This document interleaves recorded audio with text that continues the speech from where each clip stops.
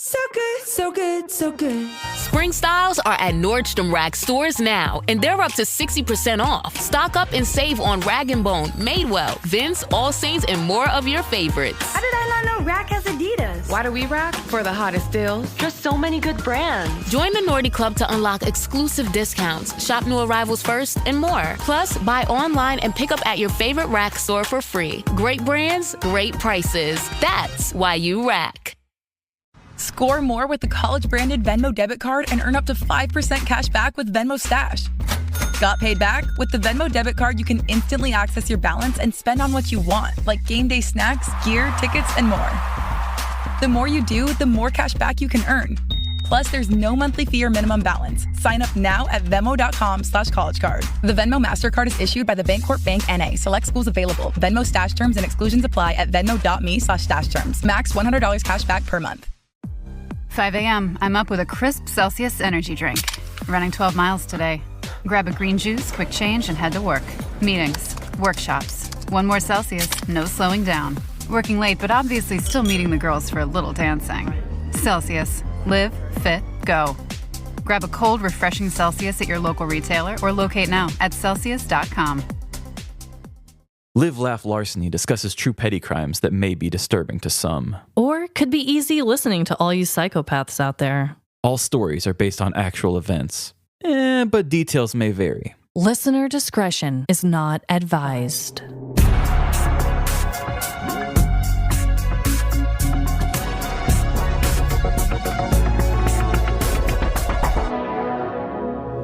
Live, Laugh, Larceny. Welcome to Live, Laugh, Larceny. Going to jail morally by refusing to pay this government taxes. This is Trevin. And I'm Amanda. Yeah, fuck taxes, am I right? Yeah, I don't like where it's going. I might as well just not do it. So, Trevin. Yes, ma'am. Other than our government, what is your dreadful dilemma this week? Great, now I have to pick something else. This week's dilemma, actually not a dilemma. It's a nice thing that will come with a recommendation for me for all of you. Do tell. But it starts as a dilemma because it was one of those situations where my wife was right and I was wrong. Isn't that the worst? And it's not too bad of a thing, but I like to really draw attention to these moments. I have this thing I do with Emily, especially as an artist too. As a producer, I like to ask people a lot of sort of devil's advocate questions. And I think that's really important when it comes to mental health or anything, because a lot of times the first thing you hear is the first thing you think, and it's hard to get away from that. So I'm a person who a lot of times will right away just question something I hear. And sometimes I think Emily will think that like, oh, why are you being so uneasy about my idea? And I'm like, oh, no, I just want to like reinforce to know why you're going for it so I can understand it better too. She told me that she wanted to buy, it's called an ocean wave light projector. Have you seen these things? Ooh. I don't know if I've seen it, but just based on the name, it sounds cool. See in the bottom left corner here, it's a little cube. Oh my God, that's amazing. It's this little cube, probably about that big. Yeah. It has a little remote control. It can project in any color. And she said, I really wanted this for baths. Oh, okay. She usually likes to light candles and lay in the bath, and that's her self-care. Yeah. She loves taking a bath. And I thought, okay, I mean, it's just light, but I think I would rather have a candle, but I'm not a person who does it. It's not me. Yeah. So I just thought, okay, yeah, we'll buy this thing. And I mean, I buy a lot of things. I think I need the thing and maybe I don't use it very much. So we got it. Okay. So I had bought her a Bluetooth shower speaker for Christmas that she hadn't used yet. We got her this cube, and when the lights are off in the bathroom, it makes the whole room whatever color you switch it to, and then it has like the ocean waves moving. Yeah. She said, oh, take a shower with it. And I said, okay, fine, if I got to do it.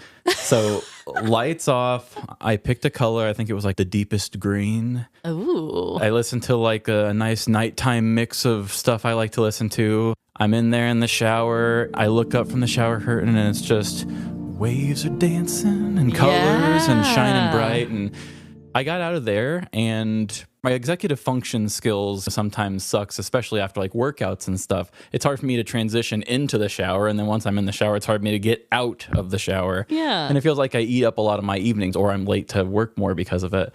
The music kept me on beat, and I was like, okay, 2 songs have passed. That's probably a good shower length. And not having the lights on in the room and then just having that movement. Like I thought that fake waves wouldn't give me that same feeling, Right. but having something in motion around me was soothing.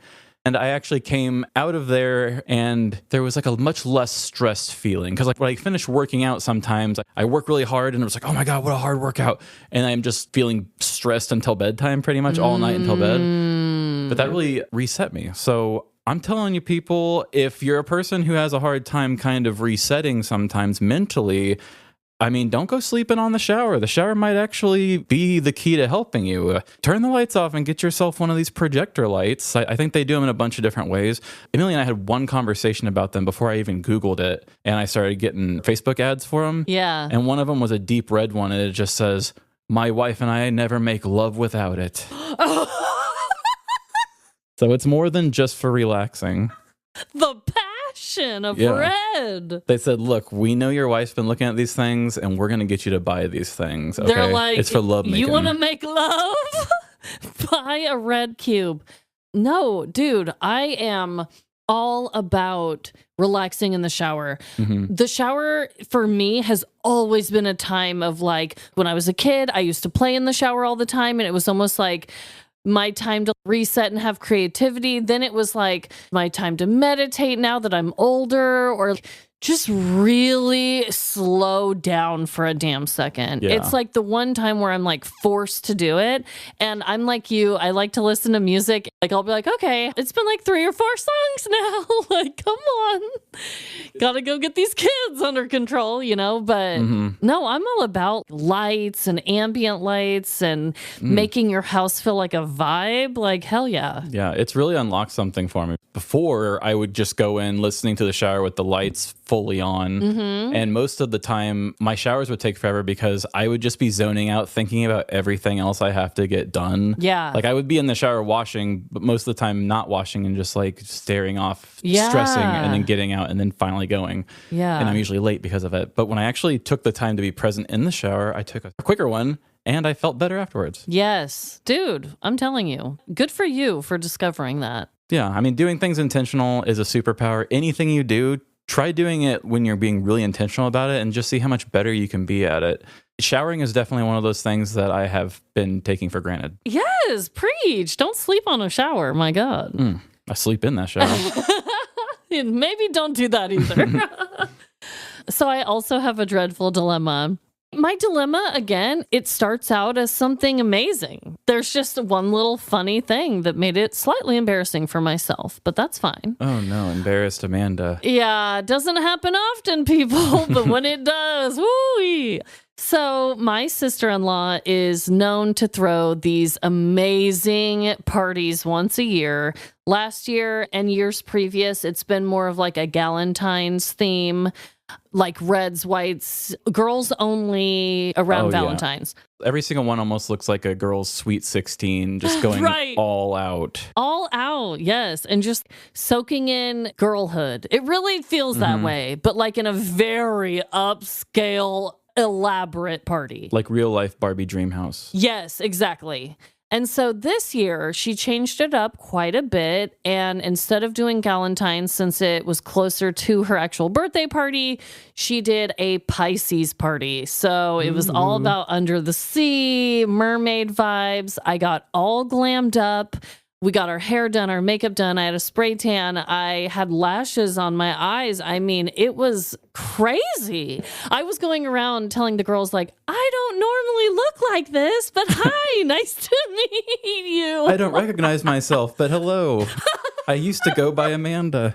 But I love it because it's like, I don't get a lot of events as a normal Midwestern mom to like go and get glammed up. Oh, God, yeah. Like I don't ever do that. So I really cherish these parties. Like they're so fun. All the women that come are so nice. I end up leaving with a bunch of new friends every year I've gone.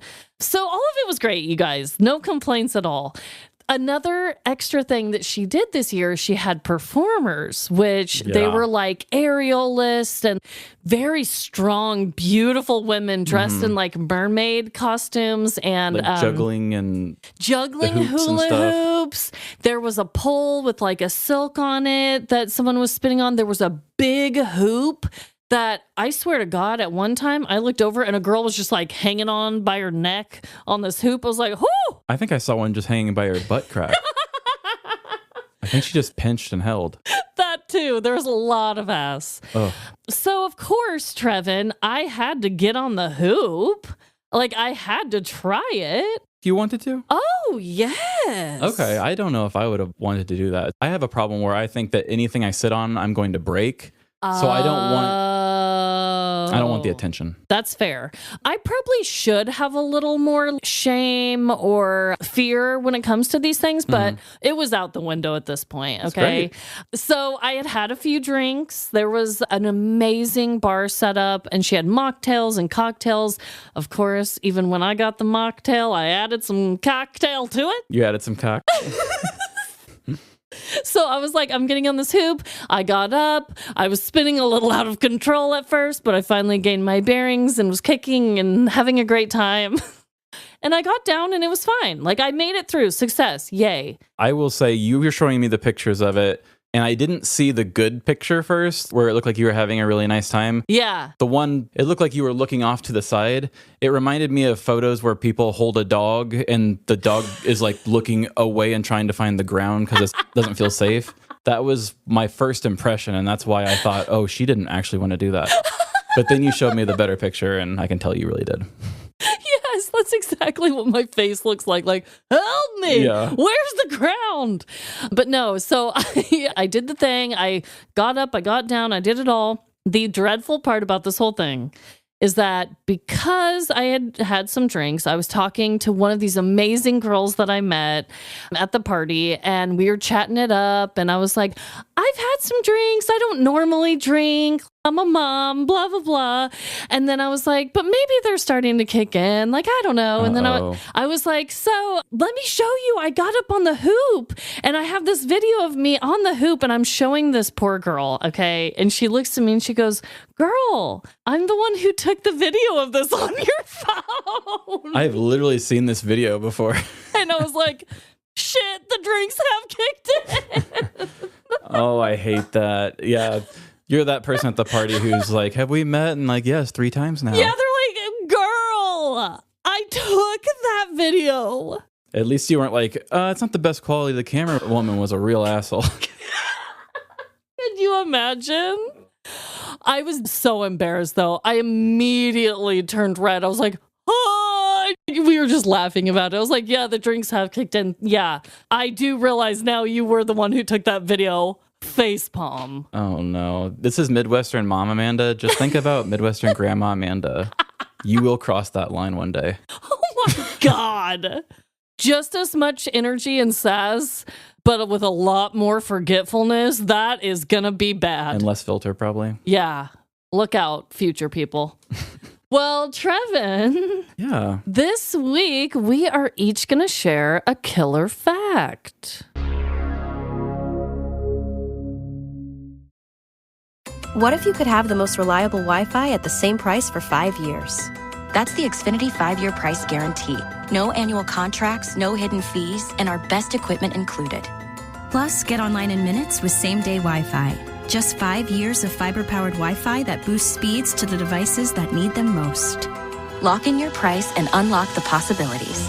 Xfinity. Imagine that. Select plans only. Restrictions apply. Powered by fiber connected to the premises by coaxial cable. Actual speeds vary. Life is full of choices, but the choice between getting crispy chicken nuggets or a Crunchwrap Slider isn't one you'll have to make. The new Crispy Chicken Crunchwrap Slider at Taco Bell. All white meat chicken nuggets, breaded in tortilla chips, wrapped up, sauce and all, inside a slider-sized Crunchwrap. Choose from creamy chipotle or jalapeno honey mustard. Well, there we go. Life, still full of choices. The new Crispy Chicken Crunchwrap Slider. A brand new classic. Only at Taco Bell. At participating U.S. Taco Bell locations for a limited time and while supplies last.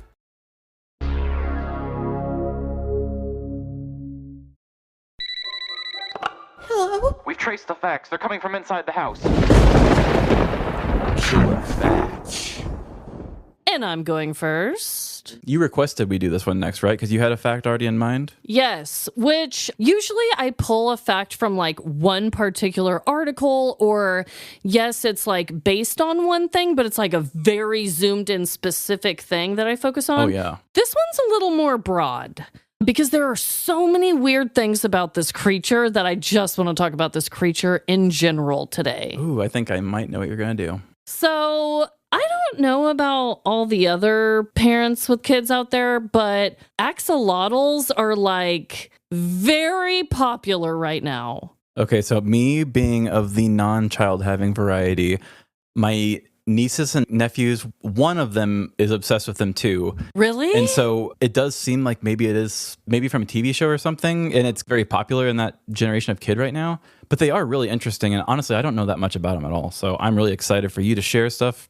Up until recently, I've seen the name written only and never even knew that was what we were talking about when you say that. I'm going to actually Google YR. Oh, I have answers for us all. Okay, I'm on to something. Okay, so of course it says that the reason why these creatures are so popular is because they have like permanent smiles and they're very cute and they're very like baby-like looking. But recently their popularity skyrocketed largely because of their inclusion in Minecraft 2021 and in viral social media content. Okay, Minecraft is probably one of the huge catalysts of this whole thing. Our girl Chapel Roan's on there now. Really? It was just a thing that they announced a couple of weeks ago. Okay, Chapel. Yeah. So I just wanted to share some facts and look up a picture. And the way they spell it is really weird. It's AXOLOTLS is how it's spelled. Axolotls. I don't know if I'm saying that right, and nor do I really care, okay? Yeah, so, you'll get corrected either way. Yeah, I'm like, who cares? The conversation must be had. You have to say something. It has to happen. So axolotls are neotenic salamanders that stay in their larval form forever. So they keep their external gills in their aquatic habitats, and they can regenerate entire limbs, spinal cords, even brain tissue without scarring. They are native to Mexico. One of the nicknames that they are given are Mexican walking fish, and they're known for their permanent smile on their faces. But I wanted to talk about a few of their very bizarre qualities, okay? Okay, yeah. And I'm going to start with cannibalism. As we... So younger axolotls are known to bite the limbs off their tank mates, which might have driven their evolutionary need for the rapid regeneration that the creatures possess. They're like, we're just eating each other. We need a way to grow these limbs back. Oh, that sounds like such a man way of fixing things. Instead of biting off the limbs, let's just try to figure out a way to grow these things back. We can't just simply stop biting off the limbs. Exactly. So yeah, they can be cannibals. If they are not given enough food, you really have to watch them if you have them as pets and everything, because if you don't feed them, they will eat each other. Wonder if they'll eat their own arm if they're hungry, and they're just like, they'll come back. They're like, it'll grow. I don't know. Also, they perform a unique courtship dance when they're trying to mate with each other. They call it dance mating, where they move together in circular motions before laying eggs. I thought that one was pretty cute. I think I know your next party theme. Who wants to come to my dance mating party? Also, I know I mentioned their smiles. They are considered smiling carnivores, which they have permanent wide mouth smiles just like me. Aw. Oh, yeah, they do look so happy all the time. I do have a really wide smile, too. But what's weird about their mouths, they use suction to gulp food, only having tiny, undeveloped teeth. So they're not just nomming their little sibling in the tank. They have to suction them to death. Oh, my God. So they can probably feel their limbs slowly being sucked right off. Yeah, so they probably don't do it to themselves, honestly. Ugh, that sounds awful. And then the last weird fact, you guys, they were actually named after a god. So they're named after, which it's spelled a little bit different. Instead of starting with an AX, it just starts with an X. But axolotl, I think it's pronounced the same way, the Aztec god of fire and lightning, who allegedly transformed into a salamander to avoid being sacrificed. He gets to be fire and lightning, but he's a coward who turned into a salamander to run away. Come on. They really oversold some of the gods and goddesses, my dude. I bet he wrote his own story. He probably did. Slippery salamander shithead. The suction thing's really cool. The cannibalism is also interesting. There's always something dark and weird about these animals. They're especially so the cute ones. Yeah, they're so cute. I get why they're popular. I mean, my kids have little axolotl stuffed animals now, and every time they see one on a sticker, they freak out. Like, I get it. I love them too, but damn, they are crazy. Yeah, axolotls are bad. I unmasked the otters that one time. I know. Shoot. Which that is Papa Dennis's favorite animal, are otters, so that one hurt his heart. Oh, I'm sure it did. But, you know, the truth must be told, and in this day and age, somebody has to tell it. Well, I was excited that you had brought up killer facts because a news article had popped up towards the end of last year that I saved and was waiting for the perfect time. And I think today is that time. Okay. Today's killer fact has to do with something you're doing right now and one of our favorite things. Butts and your breathing. Oh, breathing butts. Let's hear it. I have an article from sciencealert.com that a lot of their stuff came from a study published in the journal Med. Okay. Human trials bring us closer to breathing through our butts. So new research suggests humans may be able to receive oxygen rectally. Scientists are exploring a method to deliver oxygen through the rectum as an emergency backup breathing method. It would be used if a patient's airway is blocked or lungs can't get enough oxygen. The process has a name called enteral ventilation. Oxygen would be delivered via a special oxygen-rich liquid placed in the rectum. The oxygen would pass through the intestinal walls and enter the bloodstream, bypassing the lungs. The idea comes from animals. Some animals can already absorb oxygen through their intestines when needed, including pigs, rodents, turtles, and some fish. So why not us? You know? It's like the guy who broke that mile record and they said, I didn't think I could do it until somebody else did it. Then they said, maybe I can do it, and more people could do it. Right. So thank you, pigs and rodents. Yes, thank you for your anal donations to science. And we will seal it for ourselves. The first human clinical trial focused only on safety conducted in Japan. 27 healthy male volunteers participated. Participants were asked to hold 25 to 1,500 milliliters of liquid in their rectum and keep it there for 1 hour. The liquid did not contain oxygen yet. It was just testing liquid. No serious adverse effects were reported. Some participants reported abdominal bloating and a little discomfort, and only 7 participants couldn't hold it for the full hour. Sharts. The biomedical scientist Takanori Takabe said, "This is the first human data, and the results are limited solely to demonstrating the safety of the procedure and its effectiveness. The next trial will test oxygenated liquid. Researchers will measure how much oxygen actually enters the bloodstream and how long it must be held to improve blood oxygen levels." And a fun little note about this is the research that inspired this won an IG Nobel Prize for Physiology, which is an honors for unusual or humorous scientific studies. Oh my God. So this is originally kind of a joke, but they're following through with it. So yeah, they haven't even gotten there to prove how much we can or if we really can. Okay. But, you know, because they have to cross all the bureaucratic red tape, this is them saying, hey, we're the first step through and coming soon to your anus. Oxygen. So what do you think about that? I mean, I just think it's hilarious that there is a humorous scientific prize that can be won. Makes me wonder if maybe one day we will stumble upon creating a scientific breakthrough for humanity at some point. It makes me wonder if there's a top 5 in my future of seeing what else these people have researched. Yeah, seriously. But hey, I'm all about improving our health, and if these animals can do it, might as well see if we can. That does sound like it maybe isn't very pleasant to be the guinea pig of this trial, but... How much would you need to get paid in extra mom money to hold this liquid in your butt for an hour? An hour?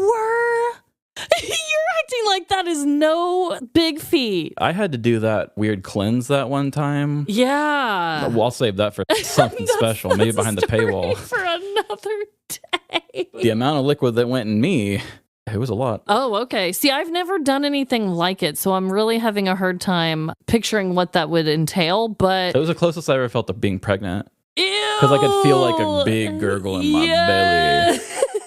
Because they said every last drop. Oh my God.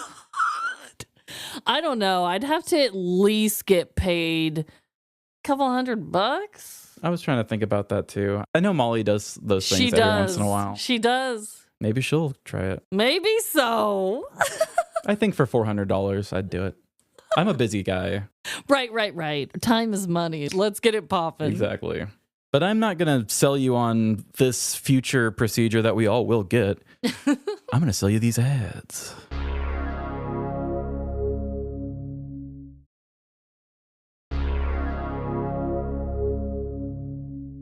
And we are back, and I am going to be telling my story first this week. This story does involve a minor. Uh-oh, we're going to have a fake name. Many minors are featured in this story. So lots of fake names. I had to make up a lot of details because when it is, younger people, they don't give us much. Right. Ooh, kid crimes. Haven't heard one of these in a while. I know. I mean, they're teens, but I still consider teens kids. Yeah. I was telling Trevin earlier, this is a story just filled with a lot of nostalgia for me. So I hope that anyone out there that's like close to our age that's listening, please let me know if you can relate to this beginning part. Yeah. I mean, I try to lean into the millennial thing as much as I can. And yeah. It's who we are. it is who we are. Love us or hate us. We hold on to those things like the good shows and empathy, Yeah. So here we go. As a millennial mom, I found myself wondering if sleepovers for teens today are anything like they were for us as kids. I still have vivid memories of Britney Spears music playing in the background during a sleepover from my past. Oh, baby, baby. A handful of us sat in a circle and began playing a game called Girl Talk. The rules were simple. You spun a wheel and either did the embarrassing act that was written on it. Call a boy in your class and tell him he's cute. Hello? Hi, Billy. You're cute. Or you were supposed to answer the embarrassing and personal question it asked. Describe your first kiss? Wet? If the choice was unbearable, there was still a way to avoid it. You would just peel off a big red zit sticker and place it somewhere on your oily face and keep it there for the rest of the game. To win, you had to collect the most fortune cards about your life's future special moments, marriage, and children. You will name your first child after your favorite stuffed animal? That would make my firstborn Elmo. Ew. And if you're lucky, you would receive a career card for modeling or nursing. I got a female-approved career! That wasn't the only form of entertainment before the internet existed. We would also dial sex hotlines. I bet you're a real big boy. And repeatedly submit our frenemy to the Jerry Springer Show. Hi, yes. Can you tell Jerry that my daughter will not stop boinking her great-great-grandfather? It was a wild time, filled with prank phone calls and sneaking out with no real place to go. Well, shit. We broke out, but now what? Today's recent petty crime gave me clarity about modern-day sleepovers and all the ways times have changed, yet ultimately remain the same. So pack your bag and get ready, because this overnight adventure takes an unexpected turn into forbidden territory.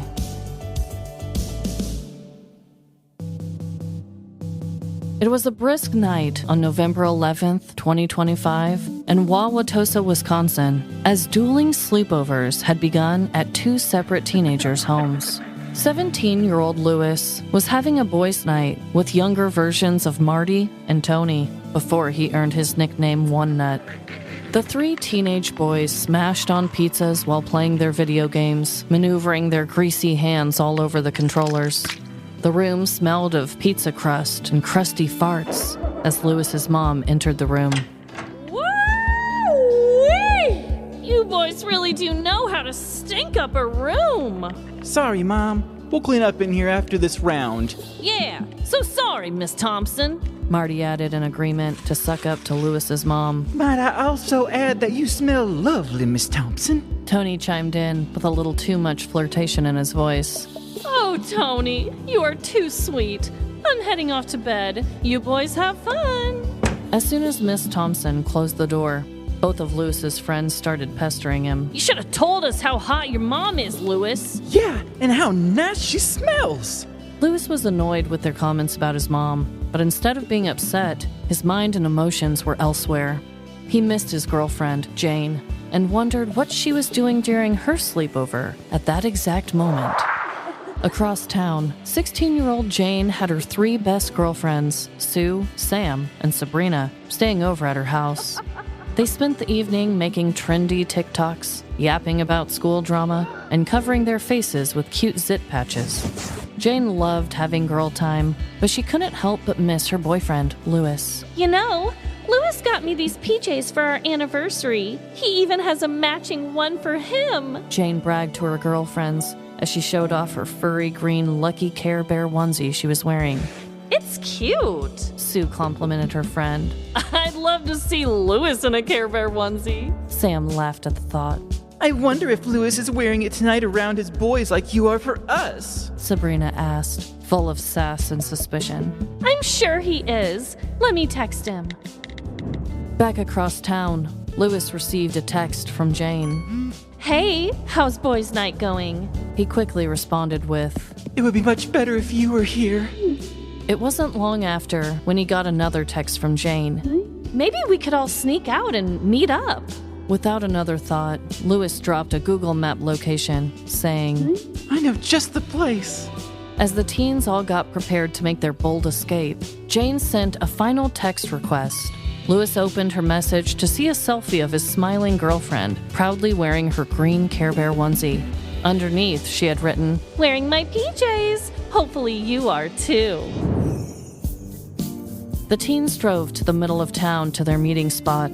All the while, Lewis's friends roasted him about wearing his childlike onesie. Aren't you an adorable-looking little bear? I just want to squeeze you tight. Yet Lewis let the comments slide and laughed them off in the name of young love. Whatever, guys. We're almost there. The teens pulled into a mostly cleared parking lot, immediately spotting the girls' vehicle parked nearby. They exited their cars and the 2 lovebirds ran towards each other in their matching PJs. You made it! And you're wearing your onesie! Anything for you, Jane? Why'd you choose this abandoned Radisson hotel parking lot anyway? The hotel's only been closed since last year and still has working electricity inside. I heard a few other kids that got in and explored. You guys down? The teens looked around at each other and collectively answered with a loud, Yeah! The crew managed to sneak in through a loosened window, and once inside, they went wild. Marty and Tony ran amok in the empty hotel conference rooms, dancing on the large table and doodling on the whiteboard. Sue, Sam, and Sabrina rode the elevator all the way up to the top floor, as Jane and Lewis held hands exploring the desolate hotel hallways. They had just found a cozy corner to make out in when a loud, booming voice startled the lovebirds. Wauwatosa police! Anyone inside, come out with your hands up! On Tuesday, November 11th of 2025, officers were called to an abandoned Radisson hotel in Wauwatosa, Wisconsin, shortly after 12:30 a.m. The hotel had been permanently closed since 2024 and had numerous calls reporting trespassing taking place. Yet on this night, the trespassers weren't dressed as typical criminals. One of the teenage pairs were wearing matching green Lucky Care Bear hooded onesies when they were caught by police. Body cam footage blurs out the teens' faces, but you can hear the officer speaking with the young man after he was handcuffed, asking, What are you, Care Bears? Yeah, this feels very weird. Well, you are trespassing. It's going to feel weird. The teen boy also asked the officer if he could pull up his Care Bear hood for him, And later, the officer playfully asked if the teen had anything else in his Care Bear pockets. When officers asked what they were doing in the empty hotel, the teens explained that they were exploring and filming videos. All in all, 7 unnamed teenagers ranging in ages from 16 to 19 were arrested and ticketed for trespassing. However, no official charges were given. See what I mean about sleepovers? Although some of the toxic entertainment from the early 2000s has evolved slightly over the years, kids today still sneak out, pull pranks, and wear zit stickers on their faces. Whether or not you are attending or hosting a sleepover in your future, remember not to be the first one to pass out. You could find yourself with semi-permanent marker drawn on your face, or worse, a permanent mark on your record. Wow. Okay. So these were teen kids trespassing, and 2 of them were wearing matching Care Bear onesies. Yes. And were they actually dating? So I had to make so many of my own theories, connections, links, backstories. It's very limited. Even like I said, in the cop body cam footage, their faces are all blurred out. I can only barely tell that the one he was speaking to was a boy, and I'm pretty sure the other one's a girl. That was going to be my next question. Okay. Because she's a lot shorter and had long dark hair. So I'm just assuming because they're all blurred out. So Could really, be a short goth kid. It could have. But I thought, why is it that only 2 of them are wearing these green matching Care Bear onesies? And I was like, maybe they're a couple in my mind. So I just ran with that idea. I have no idea. And if these little trespassers ever do hear this story, I'm really sorry if that's not accurate. I was just having fun, and I know nothing about you. So that's how I decided to do it. That's probably what I would do too. It makes sense because especially at that age, I feel like boys of that age wouldn't want to be wearing matching things. Absolutely. Especially if, like you said, they were just trespassing and just having fun. Unless the Care Bear onesie was actually part of it, you know? Yeah. But I don't think it was. It was only 2 of them. So I was like, how do I make this make sense? And so that's how I solved that. Also, you guys, I am not going to lie to you at all. I have no idea if they had sleepovers, if they decided to meet like that, or what their situation is. But based on the ages of them being in high school, based on the fact that it was at 12:30 on a Tuesday. Yeah. And it is in November, but November 11th, I mean, maybe it was on like a Thanksgiving break. I don't know. But regardless, they should not have been out of the house 16 years old to 19 at 12:30 trespassing. So I made a lot of jumps, okay? I made a lot of assumptions. Selfishly, I wanted to talk about sleepovers so badly. And I had recently seen somebody, I had recently seen somebody post about the game Girl Talk, and it got me just down this rabbit hole of remembering playing this game. And I looked up a bunch of other videos of people playing it and like buying them on eBay and reading off the ridiculous ass questions and dares that were on that. And I just really wanted to do something that had to do with like young kids evolving from a sleepover to committing crimes. And this is what I came up with. Hey, I love reasons to get nostalgic. And I also love hearing about other people's that happened at the same time as mine, that just because I was, I don't want to say sheltered. We were all to a certain degree, you know, proximity, whatever you're exposed to is what you're exposed to, you know? Yeah. So I didn't really know much about Girl Talk. Our friends at That's Pretty Dark podcast, we should ask them if they've done a Girl Talk episode. That would probably be, because they like to talk about dark sides of millennial things. So maybe we can get you on for that. Yes, please. I might be mixing it with something else. Was there not like a pink handheld thing that did something, or I'm probably thinking of a different game? Maybe it's, I don't know. I'm thinking of like a buzzer or something, but there was another game that I almost thought about going down that rabbit hole, but I did Girl Talk instead because I'm way more familiar. We played that one way more often. But there was like a fake cell phone where you had to call and talk to boys and try and find a love match through this fake cell phone, but I don't think that's what you're talking about either. There were a bunch of weird ass games for teens and preteens back then. Oh, I know for sure. Yeah, this looks kind of familiar. I've never played it. And honestly, that would, as a young boy, intimidate me for sure. Oh, yeah. That's the kind of stuff the boys are like, you know what they're doing? You know what they're probably saying about us? I saw my sister's girl talk, and I saw the questions they ask. If they ask that about us, we gotta stop it. And also, if there are any millennial boys listening right now and you guys ever received a random phone call from girls in your class pranking you or telling you you're cute, or there's one where you had to call a boy you had a crush on and tell him a dumb joke. Like, if you ever got really random weird calls out of nowhere, they were probably playing Girl Talk. I'm here to tell you that's what we were doing. Wow, I guess I just thought they were random and weird.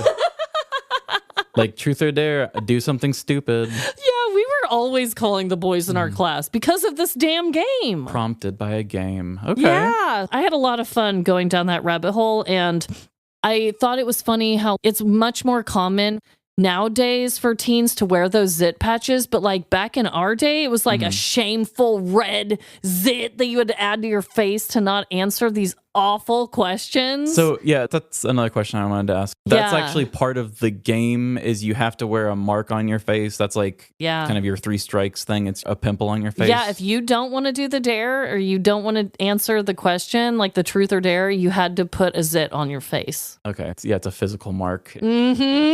Wow. Isn't that insane, Trevin? That's so silly. It's like, if you're not a weirdo who does weird stuff, you're going to look like one. Yeah.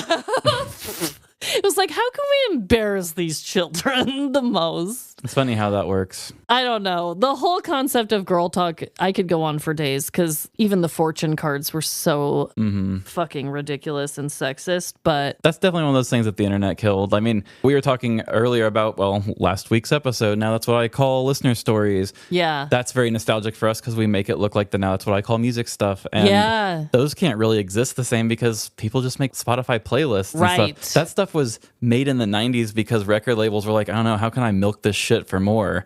Totally. Just finding a way to throw out another CD that we buy. So it's funny to see how some of these things aren't there because there's websites, just look them up all the time, you know? Right. Oh, girl, what weird stuff do I do? Yeah. Look it up on Reddit, you know? Exactly. TikTok, probably. But no, this is a game that probably so many girls back in the day were playing. My God. It's wild. You've unmasked something from my child.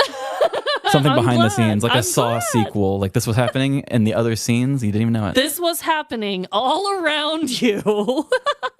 So I had a lot of fun with this one. Obviously, I got to bring in a lot more personal things to it just because I knew nothing about these kids. I get it. But I love finding connections about our generation and the upcoming generations.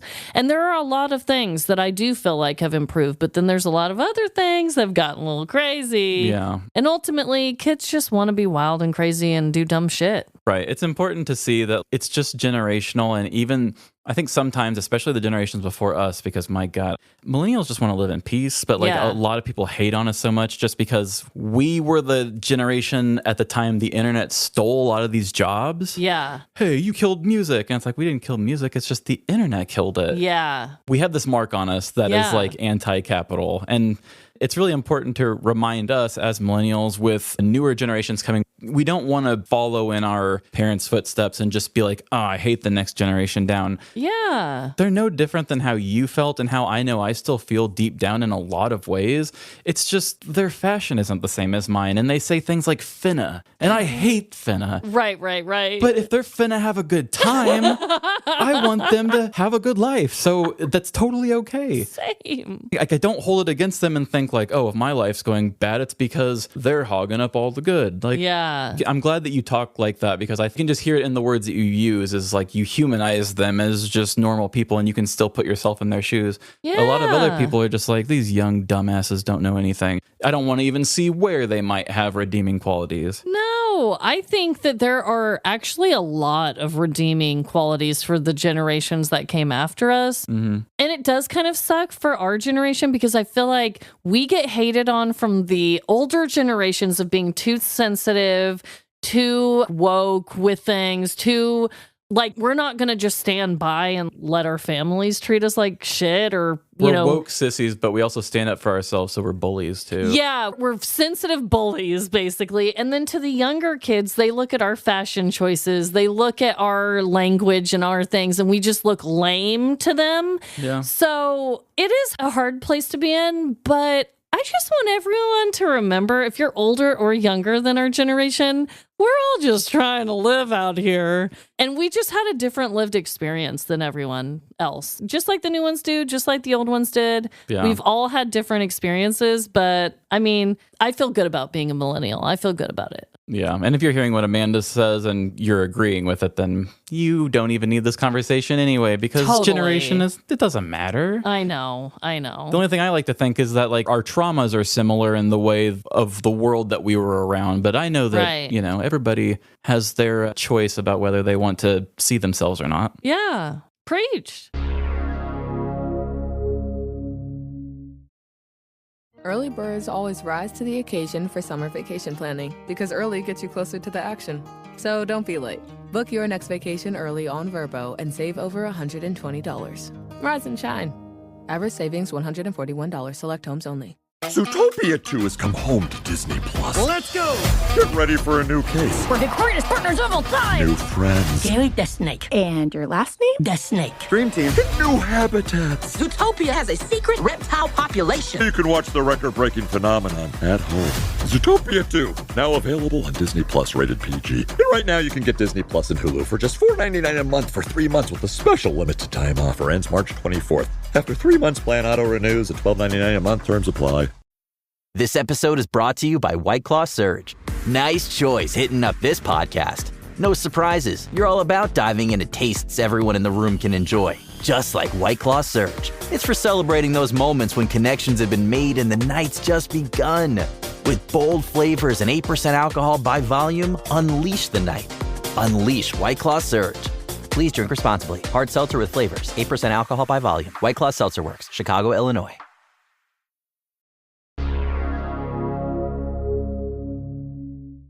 Welcome back to story number 2. It's not a poop story, though. Don't worry. Damn. I decided that, I guess to warn you guys, next week, my story is going to be gross. Maybe the grossest ever.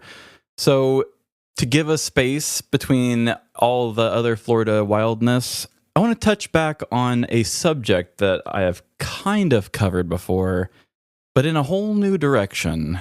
It also kind of had me feeling a little nostalgic for one specific, actually a couple different crime stories I've told on this show.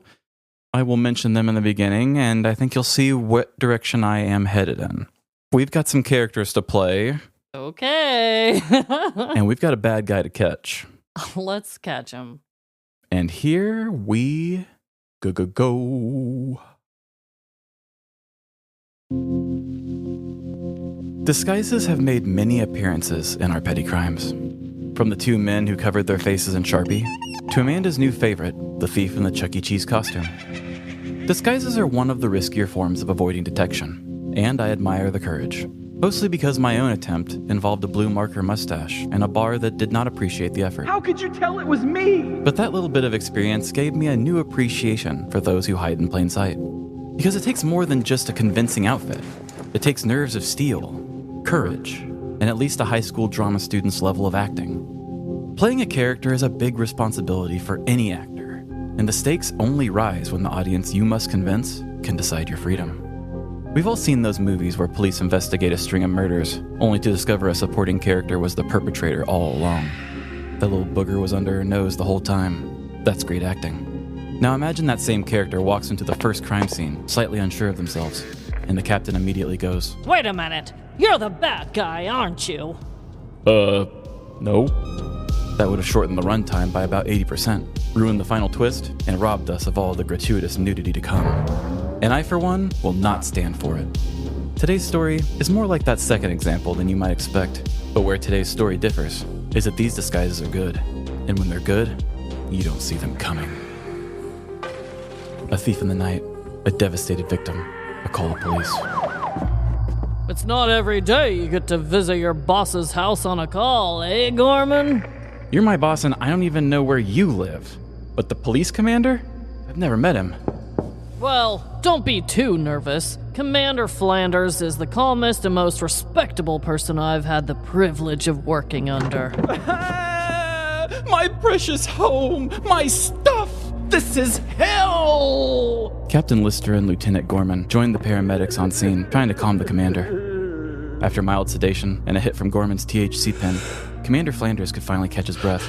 They took my amulets! My rubles! Do you know what those were worth? He pointed to the decorative treasure chest that served as the centerpiece of his living room. In front of it was a broken padlock. Its lid was busted open, showing only pristine velvet, the kind made specifically to cradle wealth. If you don't get my jewelry back, I'll be ruined! Ruined! How will anyone respect me without fine diamonds in my treasure chest? Lister, Gorman, catch the person responsible, or I'll be replacing my precious stones with deductions from your payroll. Properly motivated, the two cops began their investigation. They dusted for prints, documented the scene, and taste tested any strange liquids they found along the way. Gorman put on his favorite episode of Live, Laugh, Larceny, episode 204, Criminal Communities. The story of Detective Ipple investigating the dog poop vigilante was a masterwork of investigative storytelling. The past crime caper always brought him answers, and during his third listen, a Google search result brought him a clue. Nearby Buddhist temples had posted warnings of a thief of their own, vanishing sapphires, gems long gone. Their loss of treasures enough to turn Buddha's smile to a frown. Ooh. Gorman grabbed his keys and Captain Lister. The two made their way to the cruiser, just as a new call pulled them in another direction. How does this keep happening to me? What did I do to deserve this? I'm a good man! A good man! Gorman, do you still have that vape pen? I literally never do anything without it. Commander Flanders smoked up and calmed down, just enough to take the two on-duty officers to his bedroom. As they entered, a curtain flapped into the room, blown by the breeze from a broken window. Beneath the waves of burgundy fabric lay a treasure chest, busted in the exact same way as the one from the living room. How much treasure do you have? Practically none, thanks to you two. I never thought I'd have to do this, but you leave me no choice. Catch this thief, or it'll be your badges. Lister and Gorman researched the underground treasure trade of Bangkok, making their way to the biggest exchanger of rare stones, a black market dealer by the name of Neil Diamond. Listen, I didn't get his name. He looks like a criminal, okay? A real slippery slug. Gorman grabbed the exchanger's fancy diamond magnifier, pulled open his pants, and held it above the opening. Not good enough, Diamond. Give us more information or Sweet Caroline here is about to get 10 times magnification on these nuts. I put that in my eye! You're sick. Fine, I pay him in cash and he brings me jewels. If he shows up, it's around 9 p.m. on weeknights. Neil Diamond and the officers looked up at the surveillance monitors. The screen showed a man walking through the front door with a timestamp in the bottom right corner that read 9 p.m. Cherry, baby. It's him. Gorman exited from behind the counter, locking eyes with the thief. There was no fooling him. He shifted his stance and turned for the door. Freeze! Gorman yelled, shuffling toward the suspect while grabbing his gun. Before making it to the door, the thief reached into his pocket and tossed a handful of sparkles into the air. Gorman was temporarily blinded by the flash, picking up speed before realizing what he had encountered. As his first step made contact with the shiny objects, it became clear. Gorman's feet immediately flew above his head, landing him flat on his back. Rolling on the ground, trying to catch his breath, he looked at the decorative glass gemstones scattered around him. It was dragon tears. Lister surprised the thief outside, having exited through the back, but it was no use. The captain's stamina lasted 2 blocks, and the thief only seemed to pick up speed. I was this close. Same. I've never seen a criminal move like that. The two confiscated Neil Diamond's security footage and studied it. The man's insane reflexes, ninja-like dragon tearing skills, and flaming red horse tattoo. They studied it all. Unfortunately, he had the face of a criminal and no way of identifying him. The 2 police officers drove home in silence. Their defeat was palpable. They clutched their badges, wondering how they'd prove their worth or pay their alimony bills without them. The silent emotions lingered until a call came over the radio. We've got a code 69 at Commander Flanders' house. All available units, please respond. Holy shit! The 2 officers returned to Flanders' home to find him sitting on a closed toilet seat, crying into his hands. In front of him was a broken treasure chest, placed decoratively beside his sink. Are you happy? Now I have no jewels. My backup toilet treasure's gone.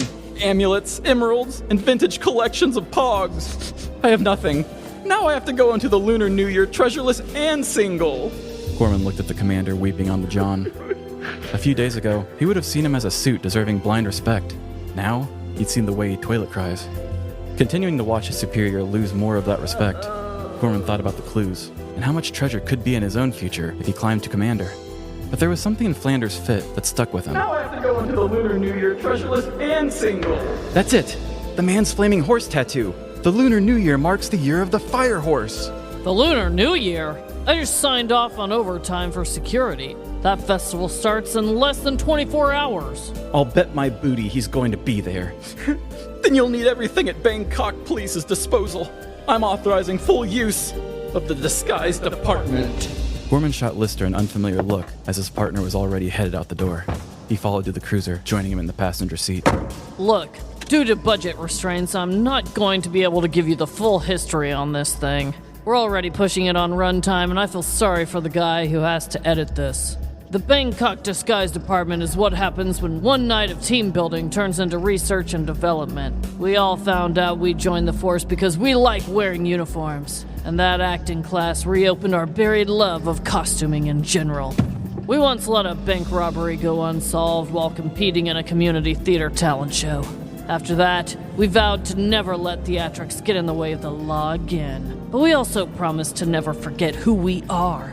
In an act of corporate dominance, we forced the head of accounting to work in a closet while we used their office space for the disguise department. One giant room of knickknacks, dress-up outfits, props, and supplies.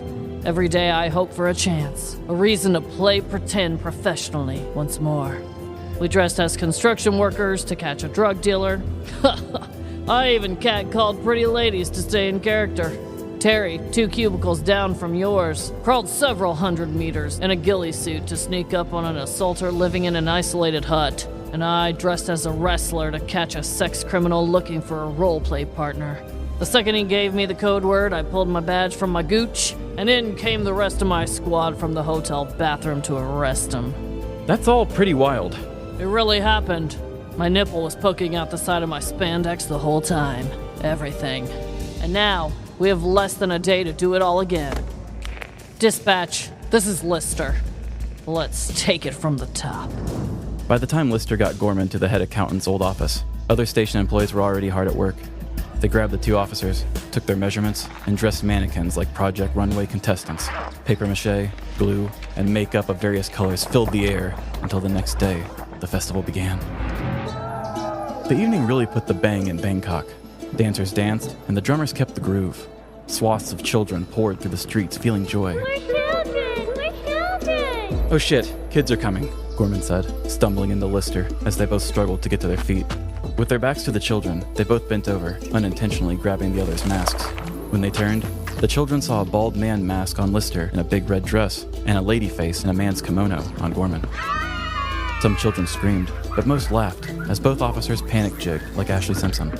A small crowd circled them as everyone danced whimsically to the music. Happy Lunar New Year! But just as the fun reached its peak, a voice popped into Lister's left ear. We have eyes on that amulet-stealing asshole. Let's show him how we roar, boys. Lister and Gorman passed their dancing partners off to strangers before disappearing behind a nearby tent. In a matter of seconds, a 2-person red and gold papier-mâché lion costume emerged from the tent. The same children from before ran toward them, distracted by the new shiny thing. Shake that ass, Gorman! It would be easier if it wasn't getting a face full of yours. He's right in front of you guys, just a short distance ahead. Gorman loosened his hips and guided the large lion dumper, shaking it slowly in the direction of the thief. The 2 officers danced together, hips synchronized, gyrating as one. The thief stood to the side, clapping and bobbing along to the music, welcoming the large lion dancing his direction. A pack of wild children brushed past his right side, pulling his attention as he became visible to Lister through the mask's small eyes. Pounce, lion! Pounce! Lister lifted the lion's head and lunged forward. What the fuck? The thief disappeared into the costume's mouth, and then the captain burst back out, tackling him to the ground. More police rushed in from surrounding structures to subdue the man, as the crowd's screams quickly shifted back to laughter. The spectacle of celebration was too great to be drawn away by an undercover police operation. Everyone in their bright colors cheered from the Lunar New Year, while Commander Flanders stepped out of the surveillance van to confront his invader. Check his pockets for my treasure! Once the thief was taken away, Lister and Gorman returned to the party. With the gender-swapped masks off and combat boots poking out beneath their costumes, they danced, took pictures with children, and let loose. The Lunar New Year was safe to enjoy once again. And somewhere in the city, a police commander's treasure chest was about to feel a little less empty. In January 2026, Bangkok police arrested a suspected serial burglar after approaching him disguised as performers in a traditional Lunar New Year lion dance at a temple festival outside the city. Footage released by the Bangkok Metropolitan Police shows officers wearing a red and gold lion costume dancing through the crowd as the suspect walked through the festival. As the lion approached, the officer wearing the papier-mâché lion head suddenly leapt forward and tackled the man, pinning him to the ground while other officers moved in to assist with the arrest. Police said the 33-year-old suspect had previously evaded several arrest attempts after recognizing officers and fleeing. Investigators later tracked him down by tracing stolen Buddhist amulets he had sold and learning that he frequently visited temples in the area. Authorities accused the man of breaking into the home of a Bangkok police commander 3 times earlier that month and stealing valuables worth approximately 2 million Thai baht, about $56,000. According to the police, the suspect later confessed to the burglaries and told investigators he committed the crimes to fund drug use and gambling. Officials also stated that he had a prior conviction for burglary and drug-related offenses. Police said the lion dance disguise was chosen because Lunar New Year celebrations regularly feature lion dancers, allowing officers to blend naturally into the crowded festival before making the arrest. Officials from Bangkok Metropolitan Police say their unit has used unusual disguises in several undercover operations, including dressing as foliage, construction workers, and even a professional wrestler in order to surprise a suspect with a history of evading arrest. The suspect is currently in custody and awaiting trial. Authorities have yet announced any sentencing or additional court outcomes. Yet another fun twist on a modern classic, The Disguise Story. Only this time, the police were the ones going undercover in the costumes. Honestly, I'd enjoy it a lot more if I didn't immediately start thinking about how easily this tactic could be used against me. Concealing your identity in public takes family jewels much larger than I have. I've always viewed it as a Hail Mary, a final resort best avoided at all costs. When it works, a disguise can turn any mere mortal into a legend with many faces. Because sometimes a different person can get places you can't, and becoming another person takes a skill not many of us possess.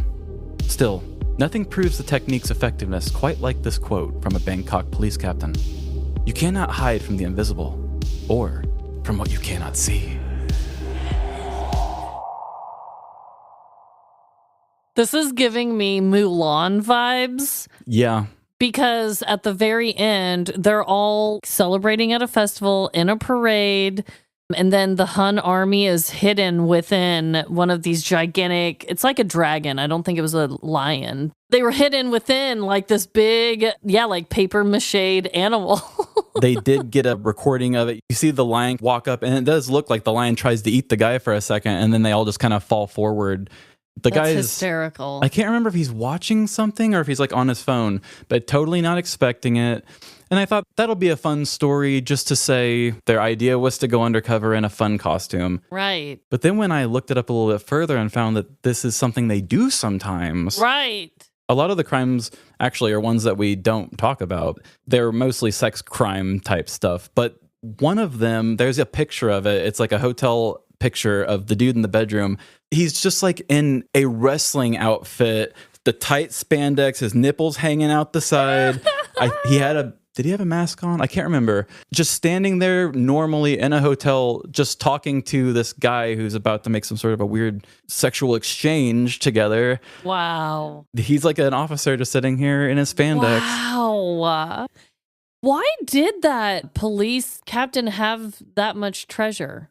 I have no idea. That was something that stuck out to me that nobody really drew any attention to. Yeah. The only thing they said was diamonds, and they used a lot of these sapphire amulet start things. Yeah. And they just said he had been burgled 3 times, and they just brushed past that. And I'm like, who the hell gets burgled 3 times? No, literally, I thought for certain he had something to do with the crime. Just because I was like, this is too much. I mentioned that in the beginning to try to pull you guys off the scent, to make you think the disguise was this dude doing something. Yeah. It felt like a really good red herring, because why the hell did the commander get jewel thieved 3 times? I don't understand. Right. $56,000 worth of jewelry from him, stolen 3 different times. I really wanted to put like a fool me once, fool me twice sort of joke somewhere in there. Yeah. Like, I almost thought about somebody asking, like, did you not get better security? And him say, I can't afford it.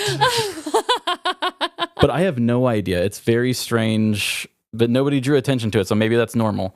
Okay. Different area. Maybe everyone's got lots of hidden treasure all around their homes. I don't know. The names I couldn't pronounce, But it was true. They did get their masks switched around, which you can't really tell too much. This is the two dudes side by side. Oh my God. With the way the kimono looks, like it could pass as a dress. I'm sure maybe the kids from the culture laughed at it. I don't know. So here's some other pictures. This is the ghillie suit. So they had a guy who he had done some sort of crime. He was in a secluded hut in the middle of nowhere. And so this dude puts on a ghillie suit, which if people aren't aware, if you know people who play a lot of Call of Duty, the stuff where the snipers look like they're dressed like grass, he just crawled the whole way slowly there because they thought if he saw any bit of vehicles, he would flee. And this is a picture of him next to the guy on the day they arrested him. Oh my God. The picture just really has like 1,000 words, really. He literally looks like a walking bush just approaching this guy on a sidewalk. Yeah, the guy's arrested just looking at a pile of grass, man. Like, damn, dude. Here's a picture of the wrestler. Oh my God. These disguises are so silly. I don't have the construction worker, but you guys can imagine what the construction worker looks like. I love the idea of the disguise department, and it made me think of my idea for writing this story because we do a lot of cop stories, and I've never really done a cop story where they have like gadgets and stuff. Right. So I love that trope in James Bond and stuff. Oh, I got to do this, but I can't do this without the help of a new piece of gear. And then, of course, this guy shows up and he's like, what? Me show you a funny way this can blow everything up. So I thought, oh, the disguise department can kind of be like their queue or something, you know, where they're going to go in to get gadgets, but they're just going to get fitted for stuff. Yeah. Yeah, it felt very like a movie, like almost Rush Hour sort of. Absolutely. A silly comedy. This is real life, and I love that kind of thing. I couldn't believe it. It was so perfect. It should be a movie. I'll sell the story. No, it really should be a movie. Well, we got to go back to the costume department and get in our... like, I can't. I love the thought of it being... Or the disguise department. That they all just became police because they liked wearing uniforms. Yeah. And then one team building of acting class made them realize that it wasn't being police that they wanted to be. It was... Yeah, they liked the costumes. I get it.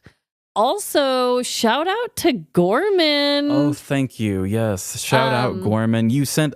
I do not check the Patreon messages very often, and I just happened to have noticed one from you that said, hey, I just signed up, but I go by the Gorman, so... Yeah, I'm glad you noticed that. I definitely did not notice that. So, yes, thank you so much. I hope you enjoyed playing one of these police officers in disguise in today's story. And for anyone, if you join our felony level tier in Patreon, we'll put your name in a story. You get to be a character. It's all in good fun. So hopefully you enjoyed that, Gorman, and thank you so much. Yeah, Amanda and I, we're real tryhards about it, so we try to make it a fun joke about you two somehow. Yeah. But no, that was good. Connections, Trevin? You said you had one that wasn't about disguises. It was something else. Yeah, I had a really good one in the beginning there. You had a joke or something in there, I think even in your prologue, about waking up with marker all over your face. Oh, that's right. And I talked about not only my own blue marker story, but the Sharpie guys. The Sharpie guys that drew it on their face. Yeah, that is a really random thing. And yeah, very specific. I talked about, not being the first one to fall asleep at a sleepover because you'll get permanent marker on your face and a permanent mark on your record. Yep. That's a good one.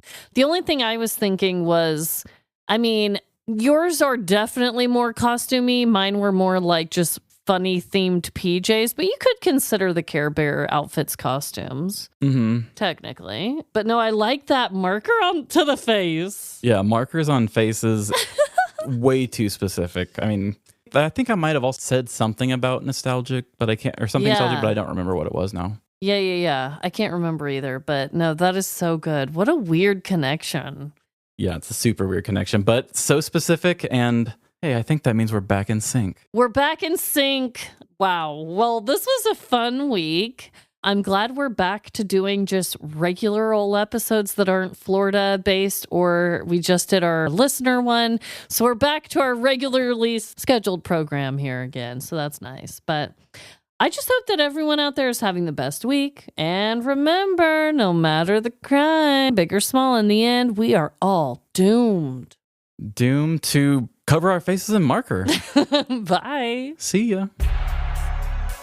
If you want to be featured in one of our stories as an odd character, come on over to Patreon. Show us your interesting skill on social media. Find us on Facebook, Instagram, TikTok, or Threads. Live, laugh, Larceny. And what's the weirdest abandoned building you've ever broken into? Send us your petty crime stories to livelaughlarceny@gmail.com. And give our show the same rating I would rate a relaxing bath time experience. 5 stars, I felt anew. Give us reviews like that wherever you review podcasts, Apple, Spotify, or Good Pods.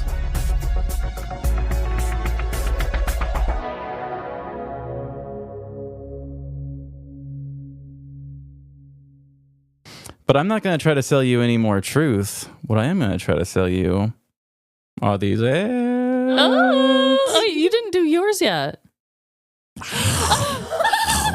I'm just going to eat the mic. Motherfucker.